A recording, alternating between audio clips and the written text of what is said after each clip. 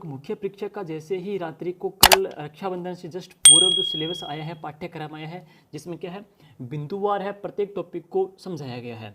तो उसी के अंतर्गत है हमने क्या है कि एक कॉमन जो पेपर आपका फर्स्ट पेपर उसकी एक अलग से वीडियो बनाई है, और दूसरा जो एसएस के बहुत सारे एसएस के स्टूडेंट थे, एसएसटी के, जिनकी डिमांड थी कि आप है इन दोनों का फर्स्ट ग्रेड का और आपका जो रीट का तृतीय श्रेणी का मुख्य अध्यापक परीक्षा का जो पाठ्यक्रम आया है, इन दोनों के अंतर्गत है थोड़ा अंतर विभेद कर दीजिएगा, तुलनात्मक विभाजन कर दीजिएगा, ताकि हमें पता चल जाए कि सेकंड ग्रेड के अंतर्गत जो टॉपिक्स हैं और इस तृतीय श्रेणी अध्यापक मुख्य परीक्षा में जो टॉपिक्स हैं कौन से टॉपिक कॉमन है और कौन से टॉपिक डिफरेंट जा रहे हैं, ताकि हम उसके अकॉर्डिंग थोड़ा सा देख लें। क्योंकि एग्जाम भी तो आगे पीछे है ना, दिसंबर के अंतर्गत सेकंड ग्रेड एग्जाम होगा और जनवरी के अंतर्गत है वो तृतीय श्रेणी का एग्जाम होगा है। तो इस वीडियो के अंतर्गत हम बता रहे हैं आपको कौन कौन से टॉपिक है जो डिफरेंट जा रहे हैं आपके स्पेशली एसएस के लिए है। तो सुनिए साथियों, सबसे पहले बात करते हैं सामाजिक अध्ययन के अंतर्गत है। देखिए सामाजिक अध्ययन के अंतर्गत देखेंगे आप है तो इसमें है प्राचीन भारत की सभ्यता संस्कृति, सिंधु घाटी सभ्यता, वैदिक संस्कृति। साथियों ये आपके सेकंड ग्रेड के अंतर्गत भी आपके सब्जेक्ट के अंतर्गत आ रही है, और ये जो आपके है इसमें तृतीय श्रेणी के अंतर्गत भी आ रही है। दोनों में आएगी, कोई इश्यू नहीं इसके अंतर्गत है। बौद्ध धर्म, जैन धर्म, ये भी दोनों के अंतर्गत आ जाएगा है आपके, उसमें भी सेकंड में भी आएगा, फर्स्ट में भी आएगा, सेकंड में भी आएगा और थर्ड में भी आ जाएगा। ये है मौर्य साम्राज्य भी कॉमन आ रहा है, ये भी कोई दिक्कत नहीं है। अशोक अभिलेख भी कॉमन आ रहा है, कोई दिक्कत नहीं है। अब देखिए साथियों, थोड़ा खास मैं बात बताऊं आपको। मुगल साम्राज्य है वो दे रखा है, मुगल साम्राज्य है और राजस्थान के राजपूत राजाओं का मुगलों के साथ जो संबंध दे रखा है, ये सेकंड ग्रेड में भी दे रखा है, ये आपकी तृतीय श्रेणी में भी आ चुका है। और इसके अतिरिक्त है मुगल कालीन जो प्रशासनिक शब्दावली है, साहित्य है, कला है, इनमें इनका योगदान है, और उसके अंतर्गत राजस्थान के राजाओं का इनके साथ किस प्रकार से संबंध रहा था, ये सेकंड ग्रेड में भी है, थर्ड ग्रेड के अंतर्गत भी है। जो मैंने हाईलाइटर किए हैं, जैसे में आपको दिखाई दे रहा है येलो कलर वाले हैं, जो हाईलाइटर किए हैं वो टॉपिक आपके सेकंड ग्रेड में नहीं है, वो आपके थर्ड ग्रेड के अंतर्गत दे रखे हैं। जैसे कि कौन सा, अब दिल्ली सल्तनत है साथियों, ये सेकंड ग्रेड में नहीं दे रखा, ये आपको इस एग्जाम के अंतर्गत देखने को मिलेगा है, तो इसको आप अच्छे से देखना है। बाकी कॉमन आगे। अब देखो भारतीय राष्ट्रीय जो नेशनल मूवमेंट आंदोलन है, इसके अंतर्गत आप देखोगे गांधी जी का जो योगदान वगैरह साथियों, ये भी बहुत अच्छे से दे रखा है, आपके सेकंड ग्रेड में भी दे रखा है आपके, और इस एग्जाम के अंतर्गत भी दे रखा है।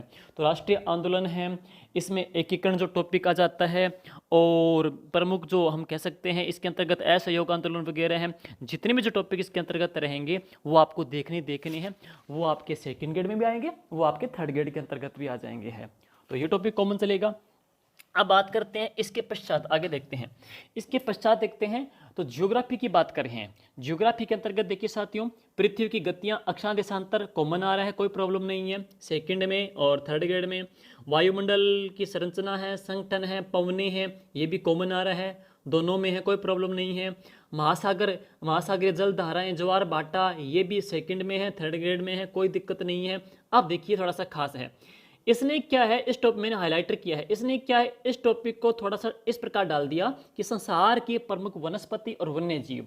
तो देखिए साथियों, वैसे तो क्या है कि अलग से है नहीं, लेकिन आप सेकंड ग्रेड के अंतर्गत आप देख रहे हो महाद्वीप पढ़ रहे हो, प्रमुख महाद्वीप पढ़ रहे हैं, कौन से महाद्वीप के अंतर्गत किस प्रकार की कृषि होती है, तो वो वैसे महाद्वीप के अंतर्गत ही आ जाता है, इतना जैसे डीपली नहीं है। और ये जो सामाजिक अध्ययन में थर्ड ग्रेड में पूछा जा रहा है, इसमें इतना डीप नहीं पूछा जाएगा, बेसिकली पूछा जाएगा है, तो आपका वहाँ भी कवर हो जाएगा। इसके अतिरिक्त आपको मैं बताऊं कि सामाजिक अध्ययन की इस पाठ्यक्रम के अंतर्गत है 6 से लेकर के 12 तक की जो किताबें हैं उसमें सारे जो टॉपिक आपके आ रखे हैं, जैसे कि 6ठी क्लास की बुक में दे रखे हैं आपको है प्रमुख वनस्पतियां, उष्णकटिबंधीय, मैंग्रोव वनस्पति वगैरह कौन कौन से क्षेत्र के अंतर्गत ज़्यादा होती है। आप एनसीईआरटी में भी आपको मिल जाएगा, आरबीएसई मिल जाएगा। मोस्टली क्या है, इस अधीनस्थ बोर्ड के सिलेबस के अंतर्गत है 6 से लेकर 12 तक की जो आरबीएसई की जो बुक्स है उनके जो टॉपिक्स हैं वो सारे इसके अंतर्गत कवर हो रहे हैं साथियों, सारे के सारे कवर हो रहे हैं। तो अगर आप 6 से लेकर 12 तक किताबें पढ़ोगे ना तो आपकी भारतीय वनस्पति वन्य जीव उसके अंतर्गत आ जाएंगे हैं। तो ये वैसे महाद्वीप पढ़ते हो उसके अंतर्गत आ जाता है, अलग से नहीं है। राजस्थान की कृषि आधारित उद्योग है तो राजस्थान की कृषि जो टॉपिक है वो उसके अंतर्गत आ जाएगा। आपका जो जीके पढ़ोगे उसमें भी आ जाएगा, सेकंड ग्रेड में भी आ जाएगा और थर्ड ग्रेड के अंतर्गत भी आ जाएगा। तो ये ये थर्ड ग्रेड के फर्स्ट पेपर में भी आ रहा है, सब्जेक्ट के अंतर्गत भी आ रहा है और ये सेकंड ग्रेड में भी आ रहा है। अब है विश्व की कृषि के प्रकार प्रमुख औद्योगिक प्रदेश हैं। तो तो इसमें आप देखोगे अगर आप महाद्वीप टॉपिक पढ़ रहे हो तो महाद्वीप टॉपिक के अंतर्गत है आप देखोगे विविध देशों के बारे में पढ़ेंगे, वहाँ पे कौन सी कृषि होती है, वहाँ पे कौन कौन सा औद्योगिक प्रदेश डेवलप है, कौन से महाद्वीप का कौन सा औद्योगिक प्रदेश है, तो वैसे महाद्वीप में आ जाएगा है। और कृषि है उसके अंतर्गत महाद्वीप के अंतर्गत आ जाती है। बाकी 6 से 12 तक की जो किताबें हैं उसमें भी पढ़ोगे आप हैं, तो कोई डिफरेंट नहीं है, ये कॉमन चल रहे हैं, ये सेकेंड ग्रेड में भी आ रहे हैं और थर्ड ग्रेड में भी आ रहे हैं। अब मैं बात करता हूँ पॉलिटी की है।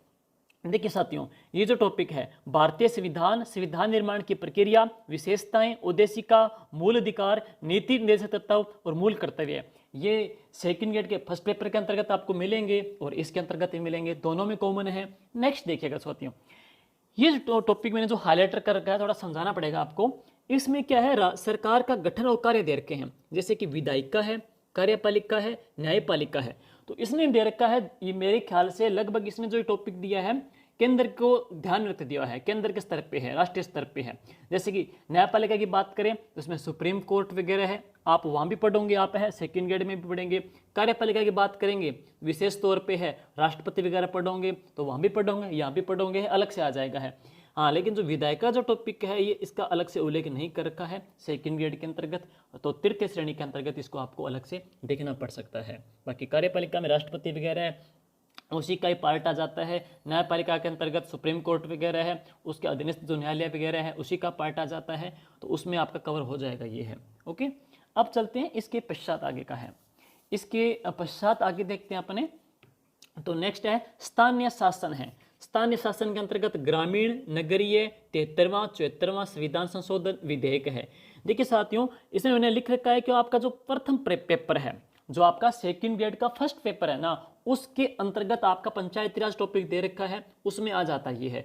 तो ये भी पंचायती राज के अंतर्गत आ जाता है और सेकंड ग्रेड के फर्स्ट पेपर के अंतर्गत तो यहाँ भी आ गया, इसमें कोई इश्यू नहीं है। नेक्स्ट है भारतीय लोकतंत्र की प्रक्रिया और उसमें महिला प्रतिनिधित्व है, तो ये टॉपिक आपको सेकंड ग्रेड के अंतर्गत वैसे नहीं दे रखा है, इसमें दिया है, तो इसको आप अच्छे से देख लेना है। और नेक्स्ट है भारत की संघीय व्यवस्था, केंद्रीय राज्य संबंध है, तो ये भी क्या है सेकंड ग्रेड के अंतर्गत नहीं दे रखा है, सिर्फ इसी में दे रखा है। तो ये वाला टॉपिक इसके अंतर्गत आ गया, तृतीय श्रेणी में है। भारतीय लोकतांत्रिक प्रक्रिया, महिला प्रतिनिधित्व, ये तृतीय श्रेणी में आ गया, सेकंड ग्रेड में नहीं है। पंचायती राज आप दोनों में पढ़ोगे है, सरकार के गठन के कार्य में कार्यपालिका न्यायपालिका दोनों में पढ़ोगे ही, विधायिका को थोड़ा सा आपको अलग देख लेना है। अब बात आते हैं भारतीय अर्थव्यवस्था के अंतर्गत साथियों, तो ये जो हम बात करेंगे विश्व जो व्यापार संगठन है और निर्धनता है, खाद्य सुरक्षा है, ये जो टॉपिक है सेकंड ग्रेड का जो दोबारा सिलेबस आया था उसमें क्या हटा दिए गए हैं, तो सेकंड ग्रेड में आपको ये नहीं पढ़ने हैं। बाकी अर्थव्यवस्था है, औपनिवेशिक है और उदारीकरण है, निजीकरण, वैश्वीकरण है, ये सिर्फ आपको तृतीय श्रेणी थर्ड ग्रेड एग्जाम के अंतर्गत ही पढ़ने हैं। और व्यापार संगठन है, निर्धनता है, खाद्य सुरक्षा है, ये सेकंड ग्रेड में हटा दिया गया है। मुद्रा बैंकिंग है, तो मुद्रा और जो बैंकिंग टॉपिक है विशेष तौर पे हम बात करें फर्स्ट पेपर के अंतर्गत हमको ये मुद्रा टॉपिक जो इसमें इसके अंतर्गत राष्ट्रीय आय वगैरह हटा दिया गया है। और इसमें जो उपभोक्ता के अधिकार, उपभोक्ता के जो अधिकार हैं, ये भी टॉपिक आपको सेकेंड ग्रेड में नहीं मिलेगा है। हाँ, मुद्रा वाला जो टॉपिक है ना, ये टॉपिक जो स्टूडेंट हम यूं कहें जैसे एसएस के स्टूडेंट है तो उनके सेकंड पेपर के अंतर्गत जो आपका सेकंड पेपर है ना, मुद्रा है, मुद्रा की अवधारणा वगैरह है, उसके अंतर्गत तो आपको मिल जाएगा है, इकोनॉमिक्स के अंतर्गत है। तो फर्स्ट पेपर में तो न होकर के सेकंड पेपर जो आपका है उसके अंतर्गत इसका उल्लेख दे रखा है, तो उसमें आपका कवर हो जाएगा ये। और हाँ, उपभोक्ता के अधिकार है, ये आपको सेकंड ग्रेड में नहीं दे रखा है। भारत की अर्थव्यवस्था और उसके विकास में दोस्तों, तो इसमें जो राष्ट्रीय आय, राष्ट्रीय विकास जो टॉपिक है ये सेकंड ग्रेड में नहीं है, इसमें डाला हुआ है, सेकंड ग्रेड में इसको हटा दिया गया है। और राजस्थान में कृषि विपणन है, ये तो आपको सेकंड ग्रेड में मिलेगा, यह आपको तृतीय श्रेणी के फर्स्ट पेपर में मिलेगा और ये आपको तृतीय श्रेणी के अंतर्गत है, आपको सब्जेक्ट के अंतर्गत मिलेगा है। और इसके अतिरिक्त मैं बात कहूँ तो ये आपके उसमें भी दे रखा है, आपकी जो बुक है उसमें राजस्थान अध्ययन की किताबें हैं उसके अंतर्गत भी है, ये दे रखा है, राजस्थान की कृषि के संदर्भ में है। जैसे कि दे रखा ना, सार्वजनिक वितरण प्रणाली है, कृषि उपज मंडियां हैं, ये राजस्थान अध्ययन की किताबों में भी दे रखा है, तो वहाँ से आपका ये कवर हो जाएगा है। अब मैं कहने की बड़ी बड़ी बात आपको बताऊं तो देखेंगे संसार के वनस्पति वन्य जीव है वैसे महाद्वीप में कवर हो जाएंगे आपके है। विश्व की कृषि के प्रकार, औद्योगिक प्रदेश, ये महाद्वीप में कवर हो जाएंगे आपके, कोई इश्यू नहीं इसके अंतर्गत है। सिर्फ दिल्ली जो सल्तनत है वो सेकंड ग्रेड में हम कहेंगे नहीं दे रखा है, वो आपको थोड़ा सा इसके अंतर्गत ध्यान देना है। और विधायिका जो टॉपिक है वो उसके अंतर्गत नहीं दे रखा है, इसको ध्यान में देना है। और हम यूं कहेंगे भारतीय लोकतांत्रिक प्रक्रिया महिला प्रतिनिधित्व ये सेकंड ग्रेड के अंतर्गत नहीं है, और भारत की संघीय व्यवस्था केंद्र राज्य संबंध है ये भी नहीं दे रखा है, सेकंड ग्रेड के अंतर्गत है। और सेकंड ग्रेड में है विश्व व्यापार संगठन, निर्धनता, खाद्य सुरक्षा, ये भी सेकंड ग्रेड में से दोस्तों हटा दिया गया है। उपभोक्ता के अधिकार, उपभोक्ता के जो नियम वगैरह हैं ये भी सेकंड ग्रेड में नहीं है। राष्ट्रीय जो आय है ये सेकंड ग्रेड से हटा दिया गया है। तो ये जो कुछ टॉपिक्स हैं वो हटा दिए गए हैं, उनको थोड़ा सा अच्छे से आप देख सकते हो क्योंकि आपको टाइम मिलेगा। बाकी लगभग अमूमन जो टॉपिक आपका आ रहा है वो कवर ही आ रहा है, एजिट आ रहा है।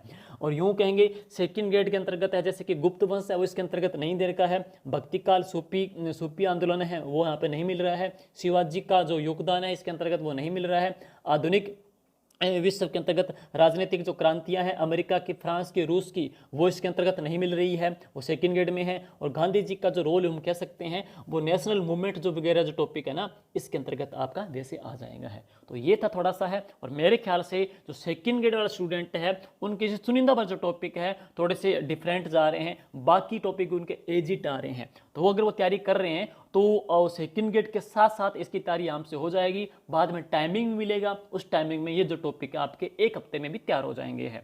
बाकी जो साइकोलॉजी है और जो फर्स्ट पेपर आपका है उसका मैं दूसरा जो वीडियो अब इसके बाद बना रहा हूं उसमें आपको बता दूंगा कि कौन कौन से टॉपिक आपके वहां पे कॉमन आ रहे हैं। तो इस प्रकार से आप अपनी तैयारी को अंजाम दे सकते हो। अब मैं बात करूंगा किताबों को लेकर के दोस्तों। देखिए ये जो सामाजिक अध्ययन है आपके 120 अंक की आएगी है, ठीक है। और इसके अंतर्गत किताबों की बात करेंगे तो इसने क्या है, पात्रता, रीट पात्रता एग्जाम के अंतर्गत तो क्या है कि आरबीएससी को भी ताक में रखा था और एनसीईआरटी को रखा था।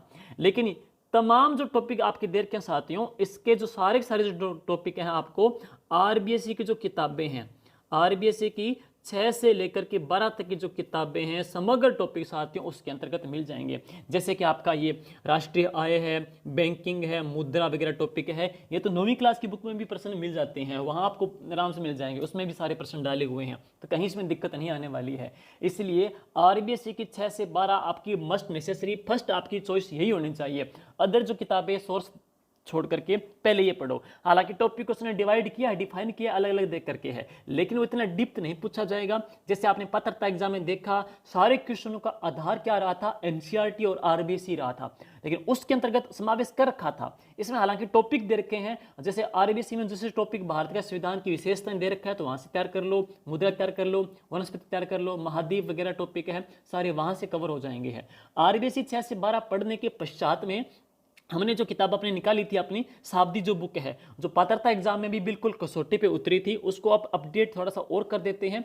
और वो बुक पढ़ने के बाद में 6 से लेकर 10 तक की किताबें, इसमें हमने मेन फोकस कर रखा था आरबीएससी को है, तो 6 से लेकर के जो 10 तक किताबें हैं आरबीएससी की वो इसके अंतर्गत हमने डाल दी है। और एक ध्यान रहे इस बार आपके सूचना तकनीक 10 नंबर की डाली है हमने, तकरीबन 300 प्रश्न है सूचना तकनीक के इसके अंतर्गत ऑलरेडी आपके डाल दिए गए हैं। जो शैक्षिक नवाचार वगैरह हैं, स्माइल वगैरह कार्यक्रम हैं, जो यूं कहेंगे ई दर्शन है, शिक्षा वाणी है, ज्ञान वाणी वगैरह जो टॉपिक्स हैं उनके सारे इसके अंतर्गत आपको प्रश्न मिल जाएंगे। प्लस हमने इसमें टीचिंग मेथड के प्रश्न भी डाले हुए हैं, तो इसमें आपको यकीनन आपको इसके अंतर्गत बेनिफिट मिलेगा है। इसलिए 6 से लेकर के 12 तक की है, 6 से लेकर 12 तक की जो किताबें आरबीएससी की उसको मेन पढ़िएगा। उसके पश्चात में ऑब्जेक्टिव बुक से आप अपना स्वयं का आकलन कर सकते हो। इसे न केवल आपकी तृतीय श्रेणी की बल्कि आपकी द्वितीय श्रेणी की परीक्षा की तैयारी भी बहुत बखूबी से और शानदार तरीके से होगी। तो थैंक यू दोस्तों, all the best, good luck.